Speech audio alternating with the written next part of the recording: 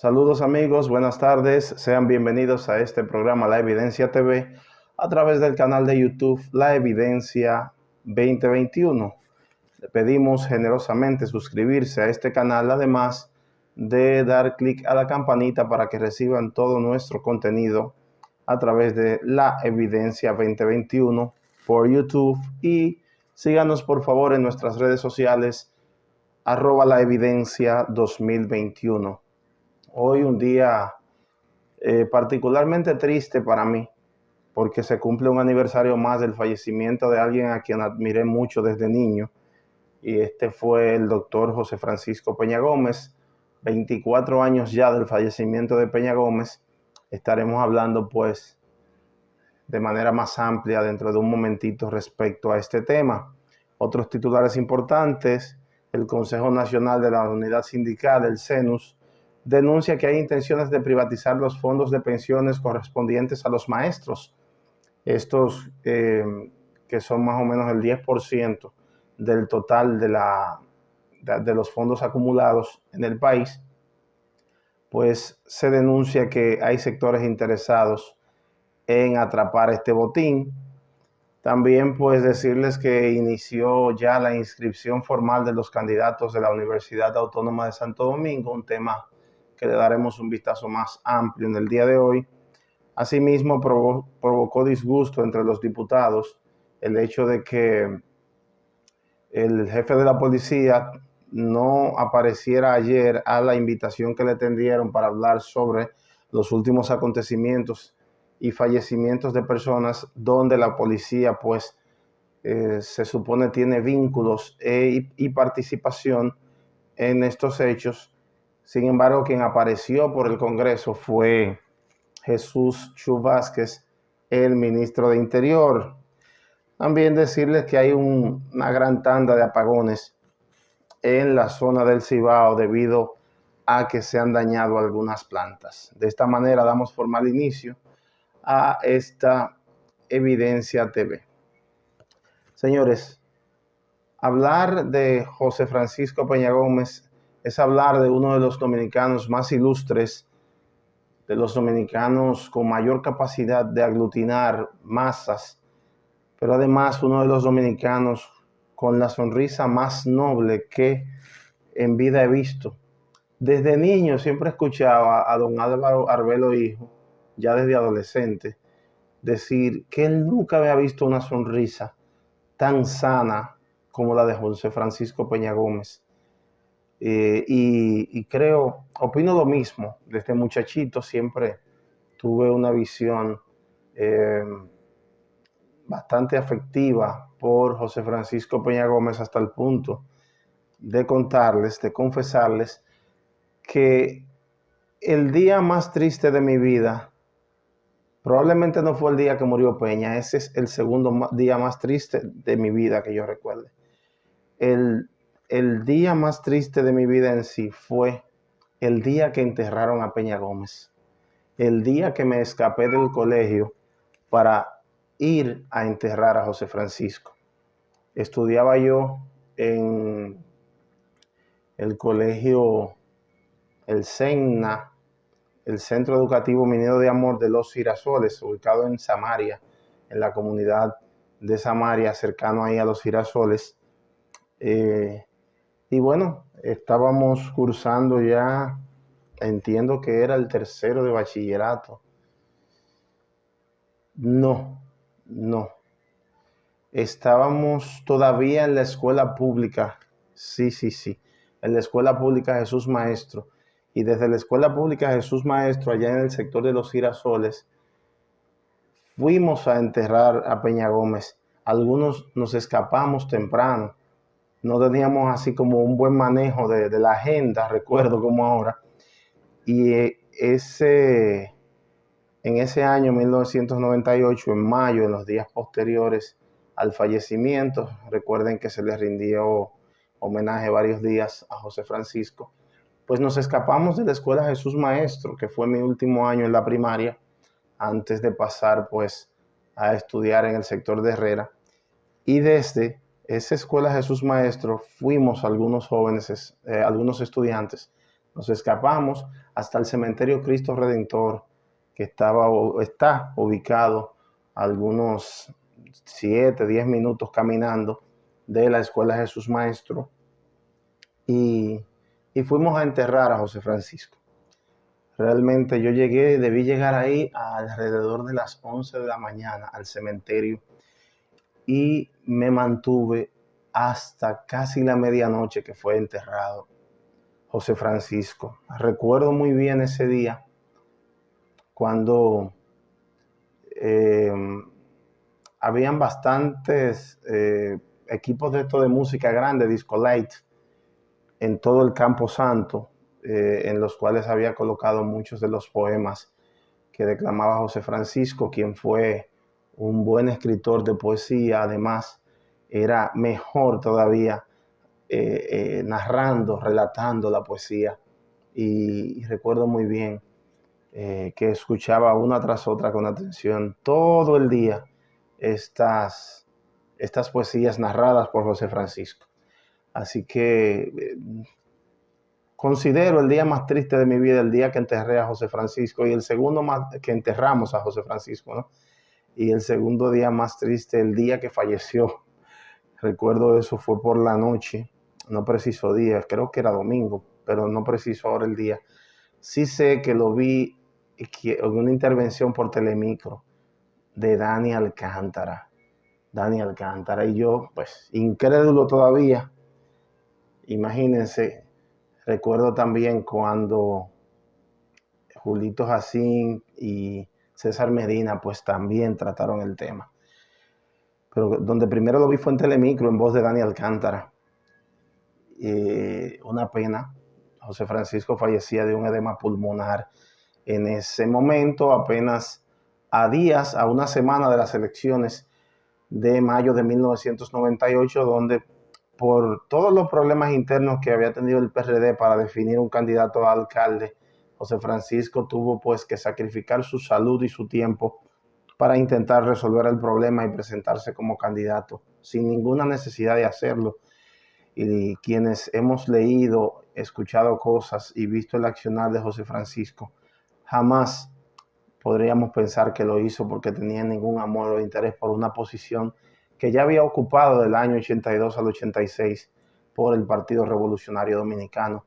Así que lo vimos más como un sacrificio, tal como en las elecciones del 94, que José Francisco tenía toda la legitimidad y el apoyo de este pueblo para ir a las calles y reclamar el poder que legítimamente Balaguer le arrebató con otro fraude de los tantos y de las tantas artimañas que aplicó. Y José Francisco nuevamente se sacrifica por la patria amada. Y bueno, cuántas cosas lindas, cuántas cosas bonitas que por este pueblo hizo José Francisco, ¿verdad?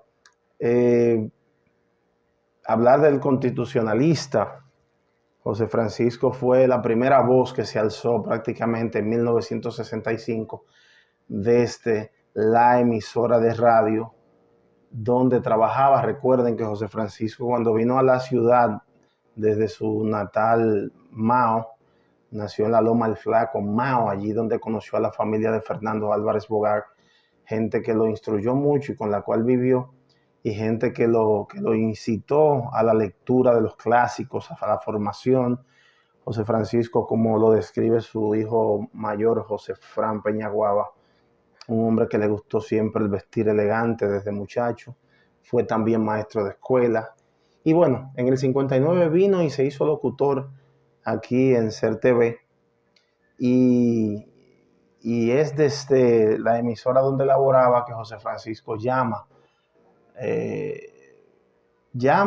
al tema del levantamiento armado de la revolución, del levantamiento hasta ese momento, pues en busca de derrocar al triunvirato para retornar a la Constitución de 1963. No es muy sabido ni muy conocido, por lo que veo en la historia, en los libros de historia dominicana, como todo el papel que jugó Peña Gómez hasta después antes del 65. O sea, como que no hay no se le da todo ese crédito, pero José Francisco sí tuvo un discurso ácido contra los derechistas más acérrimos, un discurso duro, incluso contra los propios de la izquierda que compartían principios con él, pero que eran muy radicales, porque al final se trataba de, se trataba de lograr el mayor consenso posible en esa empresa de el retorno a la Constitución de 1963 y a los valores que don Juan Bosch había pues propagado. José Francisco pues para el 65, 66 ya es secretario general del Partido Revolucionario Dominicano y pues jugó un gran rol en esa alzada de la Guerra de Abril, la gesta de abril de 1965. Un constitucionalista a carta cabal, un hombre de muchos consensos, un hombre a quien yo describo como una víctima de sus afectos, alguien que a los 25 años, en 1962, pudo haber sido diputado y sacrificó esa candidatura porque habían otros intereses en el alma de Peña Gómez y habían responsabilidades grandes dentro del Partido Revolucionario Dominicano.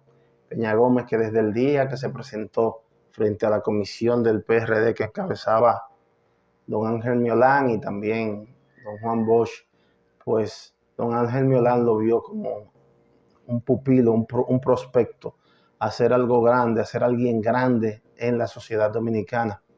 Así que Peña, víctima de sus afectos, comienza allí, no acepta la diputación o la candidatura. Posteriormente, en el 82,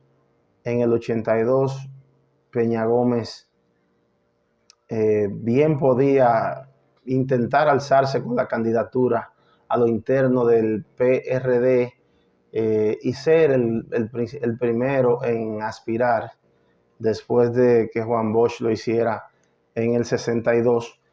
Peña Gómez pues no lo hizo y no forzó el juego y cargó sobre sus hombros a un hacendado que quien fuera uno de los más grandes presidentes de toda la historia dominicana, don Antonio Guzmán, don Silvestre Antonio Guzmán Fernández, un hombre de grandes principios personales que gobernó muy comprometido, reivindicando las libertades democráticas, soltando a los presos políticos y haciendo aquella transición dura de los rudos 12 años de Balaguer hacia una nueva democracia que permitió al PRD incluso postergarse más allá desde el 78 hasta el 86 en 2 periodos consecutivos. Y en ambos casos, tanto en el 78 como en el 82, Peña Gómez pudo haber sido candidato. Quizás era la figura más importante del partido y aún así, pues cargó primero a don Antonio y luego cargó a el señor Jorge Blanco, víctima siempre de sus afectos. Lo mismo que en algunos momentos más allá, por la zona por el año de 1994, también tiempos de grandes desprendimientos y le dio gran importancia a su hermano de crianza, a su hermano de la vida, don Fernando Álvarez Bogart, haciendo aquel acuerdo de Santo Domingo, donde el partido UD, la Unidad Democrática, pues respaldaba al Partido Revolucionario Dominicano y como siempre, pues Peña Gómez dándole muchísima importancia a don Fernando Álvarez Bogart en ese proceso. Sin duda, Peña Gómez, alguien hasta víctima de tantos afectos y de tanto desinterés por lo material y por el poder, probablemente un poco más de ambición y de amor al poder y hace lo que sea para haber llegado a la presidencia y quizás lo hubiese logrado. Fue lo único que le faltó a José Francisco para pues coronar una carrera que como quiera es de Salón de la Fama de la Justicia, Salón de la Fama de la Constitucionalidad, Salón de la Fama de la masificación, del liderazgo de masas, de la formación política. José Francisco, un hombre más allá de las fronteras, durante 15 años, unos 15 años, vicepresidente internacional de valga la redundancia, Internacional Socialista, sino la agrupación más grande de partidos del mundo, una de las más grandes, y allí pues era miembro el PRD, y me parece que también hizo miembro José Francisco al BIS, al Bloque Institucional Socialista, que lo fundare en 1990 para ese proceso, y que todavía pulula y donde están sus hijos, sobre todo su hijo y nieto, José Francisco Peñaguaba y José Fran, el joven que dirigió la lotería. Peña Gómez, un hombre preparadísimo, estudió en la Universidad de Santo Domingo, la UAS, también estuvo en París,